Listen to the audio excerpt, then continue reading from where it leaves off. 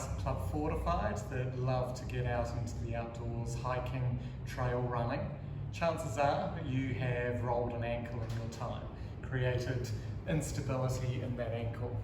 Here at Club Fortified, we look to help you regain that stability by really improving proprioception in that ankle.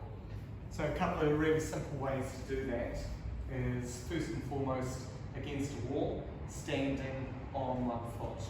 The way that we progress that is then closing the eyes, feeling that greater proprioception, creating stability in the ankle.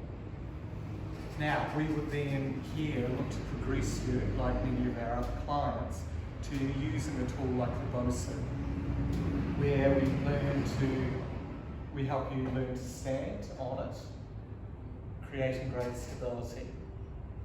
Like many of our other clients, they have progressed really quickly to enabling stability with movement, to progressing it very quickly, improving range of motion with stability, where we go from an unstable surface to a stable surface. And we will be able to get you to that point very quickly, where many of our members down here are now preparing for Kokoda Challenge for next year.